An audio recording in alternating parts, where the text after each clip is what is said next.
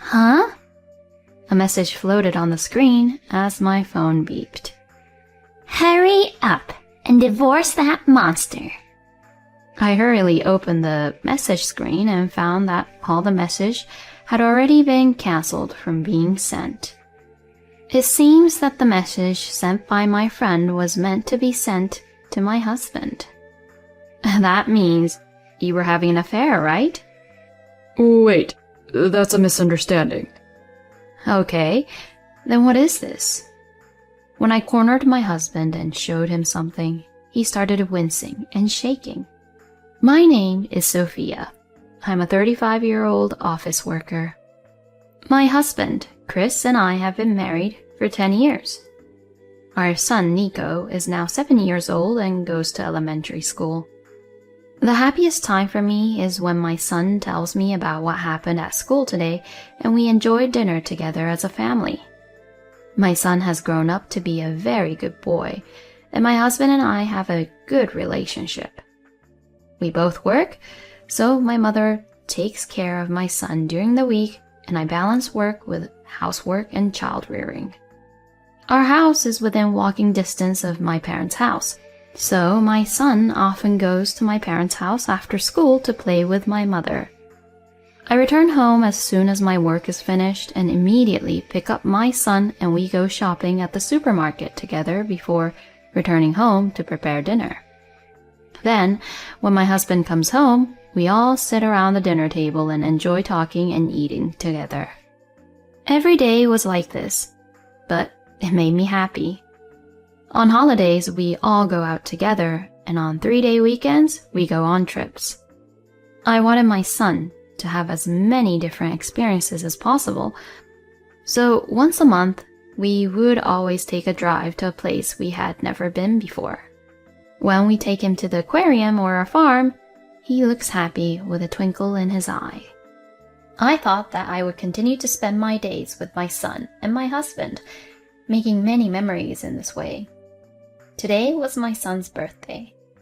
Since it was a Sunday, my husband and I decided to have a home party. I have a group of 4 close friends from high school, and we invited them, their children, my parents, and my husband's close friends to celebrate with us. My son blew out the candles on the big cake, and everyone applauded. Then, we all ate the food we had prepared. In the evening, my parents went home, we put the children to bed, and the adults went into the evening drinking. My husband got along well with my friends and seemed to enjoy talking with everyone. Seeing my husband like that made me happy. I was happy to see my husband being so open with my good friends. When we had a barbecue in the garden, I invited my friends and my husband's friends to join us, and we enjoyed a big dinner. They were all nice people, and I felt that I was truly living a happy life. After my son's birthday party, the next day was Monday, and I had to go to work.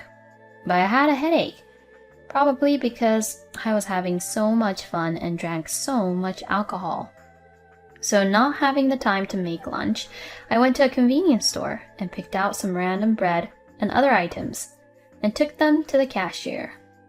At that time, I was idly looking at social networking sites to kill time when I suddenly received a series of messages. What? My phone snapped to life and a message appeared on the screen.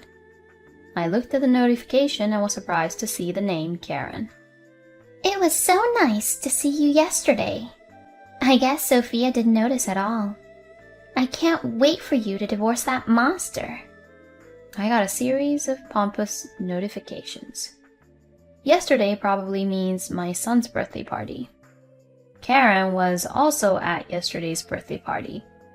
And Sophia was me. She's talking about divorce, so maybe it is.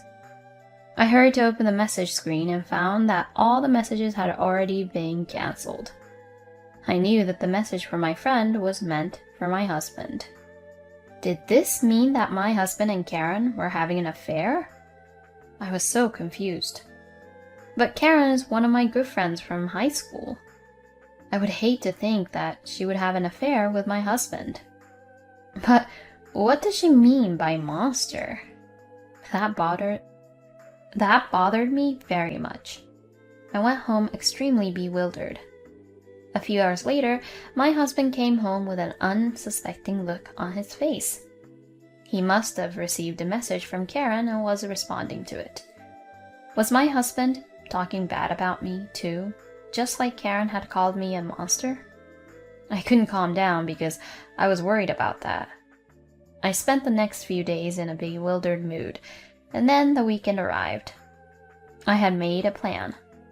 That's something you're not supposed to do, but if this would help me get proof, I thought I would do it. I bought some expensive booze today. It's the weekend. Why don't we have a drink? That's unusual. What's the matter? It looked kind of tasty, so I bought some. There's some cured ham, camembert cheese, and some snacks. Yay! Let's have a drink after dinner as soon as possible. My husband happily accepted the invitation. Actually, what I bought was expensive, but it also had a high alcohol content. My husband likes to drink, but he gets sleepy easily. So, I decided to wait for him to get drunk by giving him a delicious high alcohol content drink. And my husband was like, Wow, it's so good. He drank more and more alcohol as he said it, and as expected, he fell asleep right away.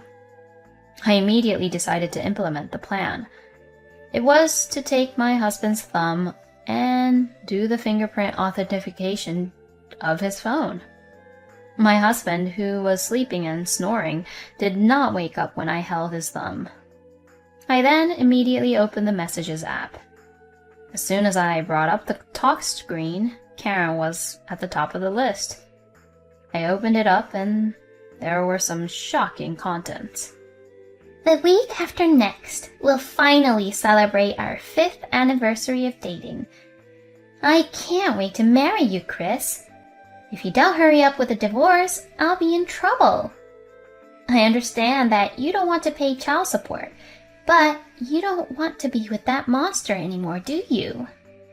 She is calling me a monster again. What in the world is this? Then I read through my husband and Karen's messages and found out why I was called a monster. It was a long time ago when I was pregnant. Our current house was built when our son was 2 years old, and before that, my husband and I lived in a small apartment. My husband came home after drinking and suddenly started to smoke. At the time, I was in a bad physical condition due to severe morning sickness, and I was in a temper. I was extremely angry at my husband, who had no consideration for his pregnant wife for coming home after drinking alcohol and lighting up a cigarette. And I was in the shape of an ogre. If you want to smoke, go out on the balcony, I told my husband. He said that my face at that time looked like a monster and scared him so much. Karen and Chris seemed to be using that as a story and calling me a monster. I was appalled at the two of them for having an affair for that long on top of all that nonsense. And I vowed to get revenge on both of them. I immediately took pictures of my husband's and Karen's messages with my own phone. They were also planning a trip to celebrate their 5th anniversary. My husband said he had a business trip that day. In other words, they had been planning it for some time. I immediately began preparing for the divorce. I consulted a lawyer first, and he said that those messages alone are enough proof of adultery. If I could get a divorce for my husband's fault, there would be no problem. When I found out that he was having an affair, I lost all affection for Chris at once. About 2 weeks later, my husband was leaving the house early in the morning with his carry-on case. Oh my, are you leaving already? Well, the company took the fastest flight out. I have to take the first train to catch the flight. Oh, is it because it's the cheapest one? You must have skimped on the airfare. That's the way it is with the companies. I almost blew up. How could you lie so brazenly, assuming I didn't know about it? I'm off then. My husband says so, and I stopped him. What? I told you I have to hurry. You're lying about the business trip. My husband was upset because I suddenly said that. What are you talking about? I told you in advance that it was a business trip. It was a pre-arranged trip, wasn't it? You are meeting Karen. The mention of the name Karen upset my husband even more. Wait a minute, a trip? Karen? I don't see what you're talking about at all. I'm just going on a business trip by myself. You're just going to bluff your way through this, but Karen confessed. She said she was going on a trip with you, with no strings attached. That means you've been having an affair, right? Karen already explained it to me. Wait, that's a misunderstanding. My husband defended himself, looking pale. I'm just doing Karen a favor. I don't have anything to do with her. Oh, really? What was the favor? Well, she asked me to go with her to check out a luxury hotel she was thinking of booking as a birthday gift for her boyfriend, to see if it was a good one. I almost blew up again. How dare he come up with such a lie trying to deceive me? Did he think I was a very pure girl or something? So you're saying you're not having an affair? Yes, of course. In fact, we have separate rooms. Then why doesn't he just let Karen go down there by herself? What he is saying is too messed up. So what's this about? I cornered him and showed him something, and he started shaking. That's messages between me and Karen. It says here that you've been together 5 years and you want to divorce a monster like me as soon as possible, right? My husband was frozen with his mouth agape. Then the time for the first train was already past and Chris received an incoming call on his phone. I quickly snatched the phone from my husband and answered the call.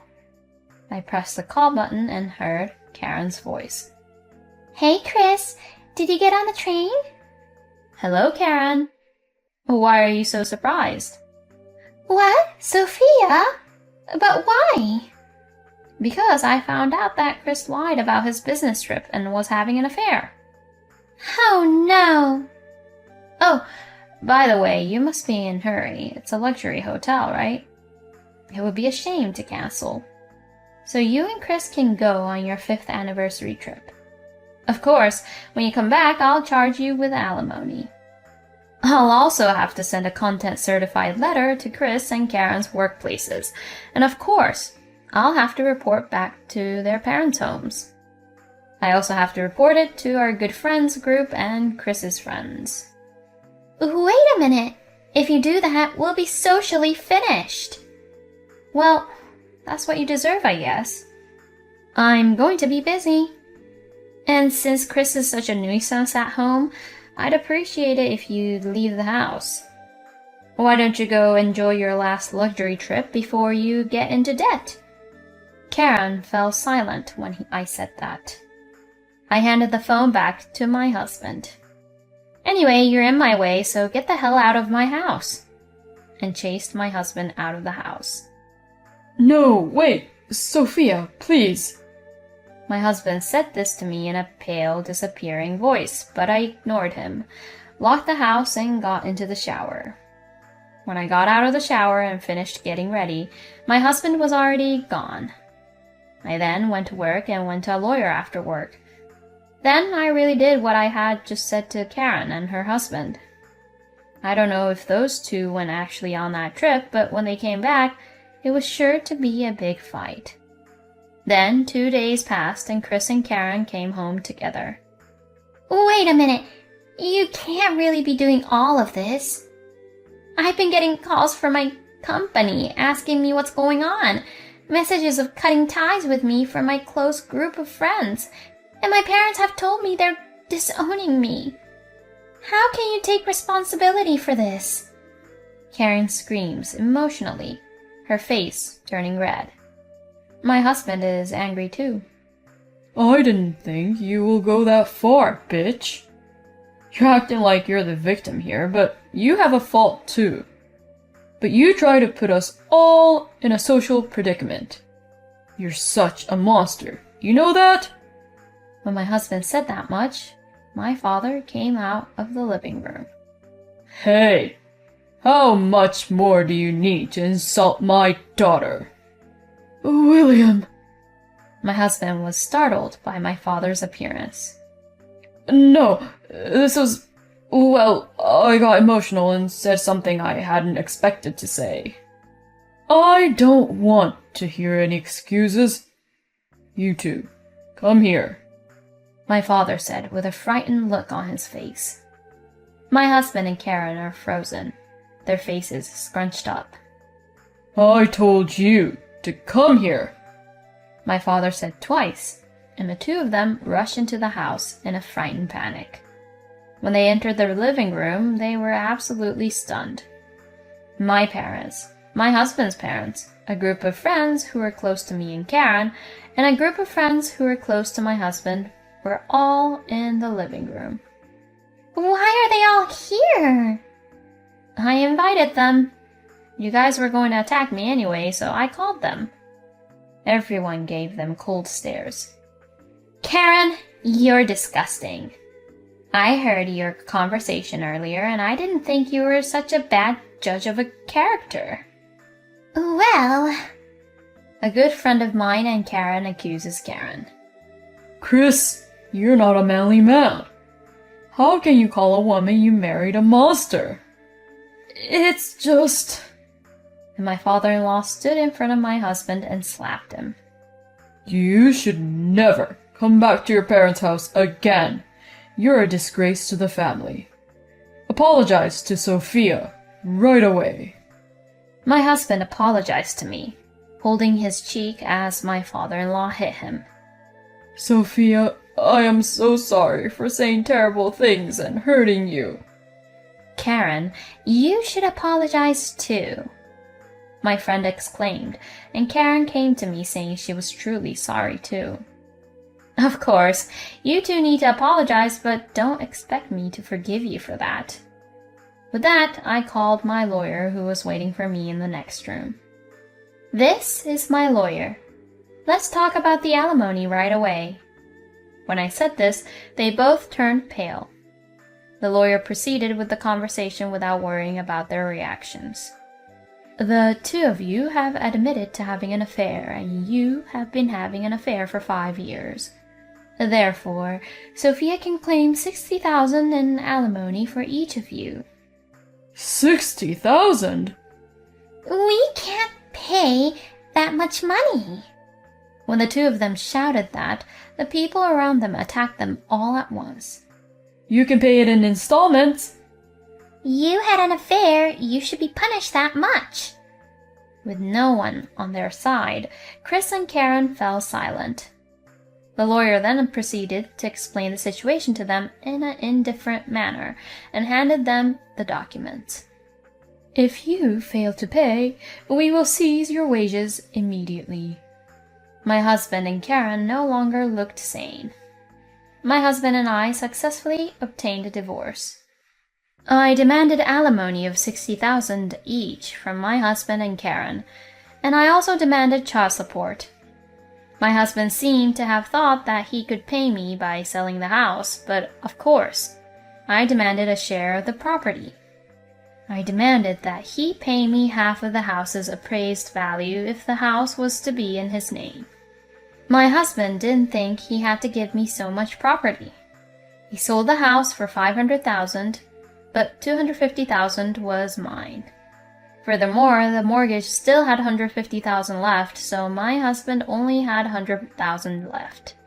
And $60,000 would disappear with the alimony for the affair, so he would have $40,000 left from which he would have to pay child support every month. Moreover, my husband has lost the trust of people at his company because of this incident, so it has become difficult for him to get promoted. So, he had to continue paying child support on a low salary, living a poor life. Since Karen works for an all-female company and her affair was discovered, her colleagues and even her bosses look at her coldly, and she feels small every day. Furthermore, since they have been disowned by their parents, they cannot ask for help in paying the alimony, and most of their salaries have disappeared to pay the bills. They have also both lost a lot of friends and are feeling lonely. It's a really good feeling. On the other hand, although I was extremely shocked and saddened, I was also glad that I was able to secure my son's tuition and other expenses because I got a lot of money all at once. After that, I went back to my parents' house with my son. My son seemed rather happy to live with his grandparents, whom he loves. From now on, I will live strong as a single mother and raise my son. He is such a lousy man for having an affair with his wife's friend for 5 years. I wish he could be more socially sanctioned. But whatever the case, I'm glad that Sophia got what she could get and was able to cut ties with Chris. I know it will be tough as a single mother from now on, but I hope you and your son get along and live happily ever after.